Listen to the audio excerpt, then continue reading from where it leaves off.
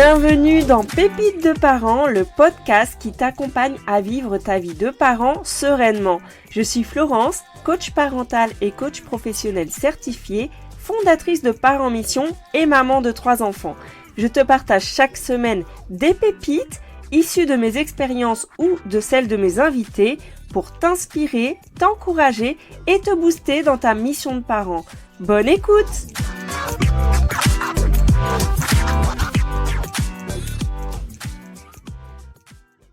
Dans cet épisode, je te fais un petit flashback dans les années 80, à l'époque où France Gall chantait « Débranche ».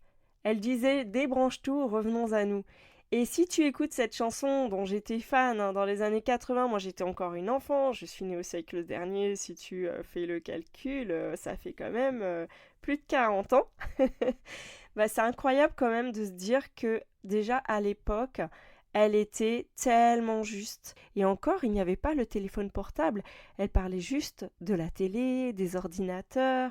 Et c'est incroyable comment les paroles sont justes, sont actuelles.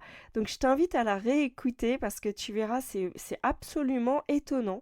Et voilà, petit flashback. Si tu ne connais pas, ça sera l'occasion de découvrir et tu verras comment ça résonne avec toi, avec ta vie d'aujourd'hui. Et dans l'épisode du jour, on va parler de comment déconnecter pendant les vacances. Là, tu vois, si je te fais un petit récap de mes derniers accompagnements en coaching, je parlerai même de comment déconnecter tous les jours en fait. Parce que vraiment, mes dernières clientes, sont des mamans qui travaillent énormément, qui travaillent le soir, qui travaillent le week-end.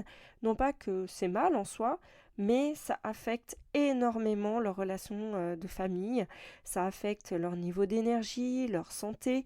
Et du coup, je me suis dit, c'est quand même indispensable maintenant que je te parle de ça.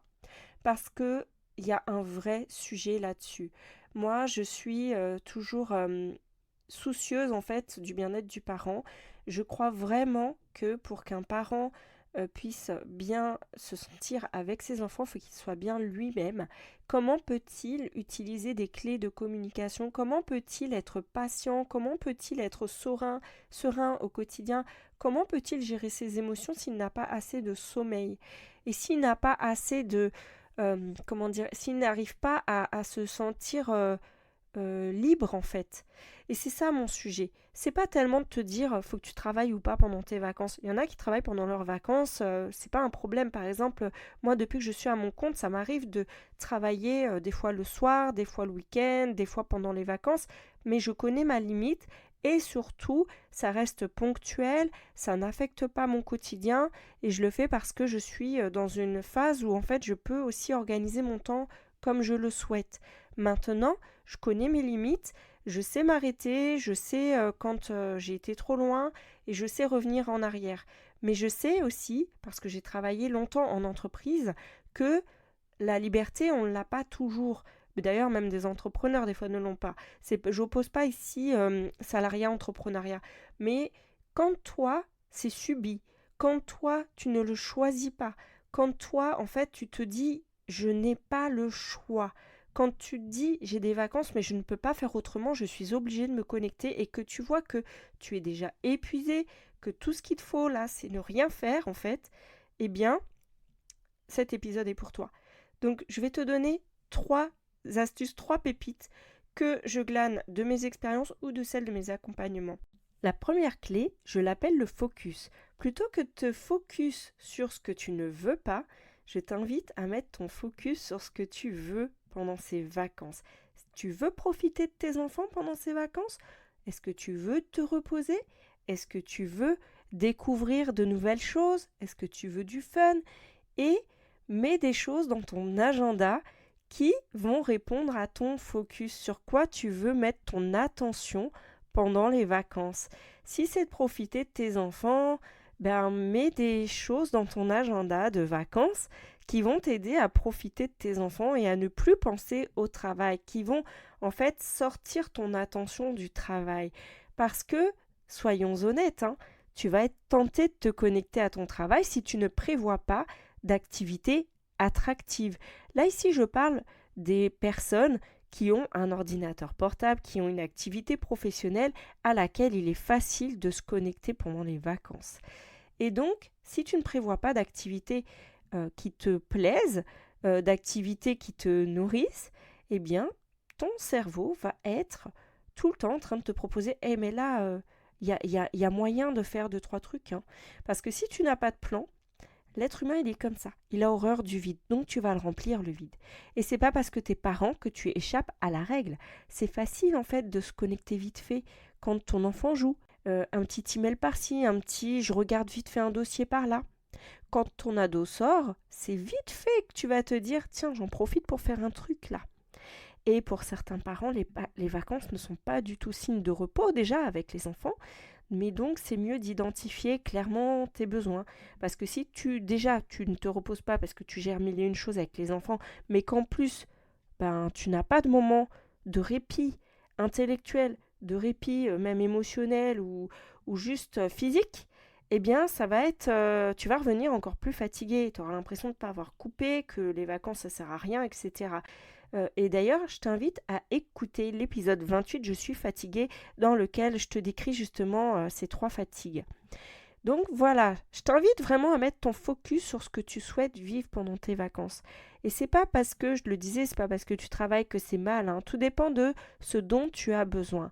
Mais si vraiment, à chaque vacances, tu fais le constat que t'as pas coupé, que du coup, tu étais impatient avec tes enfants, que tu étais vraiment fatigué et que t'en as plein la tête, vraiment, moi je t'invite à mettre dans ton agenda des activités en famille, du temps pour toi. Comme ça sera plus difficile de penser au travail. Maintenant, deuxième astuce, un aspect pratico-pratique, celui de ranger l'ordinateur et le portable dans un endroit que tu ne vois pas. En effet, si tu le vois, ton ordinateur, si tu vois ton téléphone portable professionnel, eh bien, tu vas être beaucoup plus tenté que si tu ne le vois pas. Donc, si tu le laisses traîner dans le salon et que tu ne pars pas en vacances, par exemple, ou que tu l'emmènes, oh là là, tu peux être sûr que tu vas te connecter. C'est vrai que tu peux me dire, oui, mais bon, il peut y avoir des urgences. Oui, mais les urgences se prévoient, en fait, tu vois. Là, tu te cherches des excuses. Mais moi, je te le redis, c'est quoi ton focus? Est-ce que t'as... Voilà, moi, je t'empêche pas, je te dis pas, il faut pas travailler. Là, je m'adresse, cet épisode, il est pour les parents qui savent que c'est indispensable pour eux de couper, mais qui n'y arrivent pas. Donc, une des astuces, vraiment, c'est pratico-pratique, c'est de ne pas le voir. Tu peux même le laisser à ton bureau, carrément, oui. Donc, sauf si tu reprends en télétravail ou que tu as quitté en télétravail. Je sais, tu as peut-être des sueurs froides rien qu'à l'idée de penser à le laisser au bureau. Mais si tu le vois, je te le redis, c'est foutu. Donc, si malgré tout, tu dois absolument te connecter, dans ces cas-là, autre astuce, c'est de définir tes limites et d'informer ta famille. Parce que si tu les informes, ils sont au courant, voilà, ça va pas trop les gêner. Par contre, si tu te connectes dès que tu as une petite occasion, tu vois, ça peut générer des frustrations, des incompréhensions, etc. Donc, définis tes limites. Par exemple, je vais devoir me connecter cette semaine X fois pour checker X, Y et Z. Ça définit les choses pour eux, pour toi aussi, parce que tu vas être précis sur qu'est-ce que tu vas regarder précisément. Parce que sinon, tu risques de te laisser embarquer sur d'autres sujets. Donc si tu sais à l'avance que la seule chose que tu vas regarder pendant tes vacances, c'est telle chose, eh bien ça va t'empêcher, j'espère en tout cas, c'est mon souhait pour toi, de te laisser embarquer sur les autres sujets. Mais dans ce cas-là, ça va te demander une petite discipline quand même. Et les autres sujets devront attendre ton retour. Ou alors ils seront traités par quelqu'un d'autre. Oui, je sais que tu es quelqu'un d'impliqué dans ton travail, mais quelqu'un d'impliqué n'est pas quelqu'un d'indispensable. D'ailleurs, si tu sauvais des vies, certainement que tes vacances seraient prévues au planning et qu'il y aurait quelqu'un pour te remplacer pour que les urgences vitales soient prises en charge. Et oui, toi tu es dans un métier où a priori tu ne sauves pas des vies, donc les urgences sont traitées soit par quelqu'un d'autre à qui tu as délégué le suivi de cette chose, de ce dossier, ou alors par toi, mais dans ces cas-là, il faut se discipliner sur je ne suis que ça et tu laisses de côté le reste. Il y a des tas de sujets qui peuvent attendre, très honnêtement, qui peuvent attendre. Et donc, c'est aussi de se rappeler que tu n'es pas indispensable. la boîte continue de tourner pendant ton absence. Alors oui, tel sujet va attendre, mais combien de fois on se rend compte qu'on s'est occupé de plusieurs sujets puis qu'en fait on a perdu notre temps, vraiment, et du coup on est un peu dégoûté derrière. Et d'ailleurs, rappelle-toi aussi que le manque de repos t'empêche parfois d'avancer. Parce que quand on est fatigué, ça nuit non seulement à la qualité de ton travail, mais aussi à ton efficacité. Donc couper, ça va vraiment être bénéfique, tu vas revenir avec plus d'énergie, donc c'est gagnant pour tout le monde.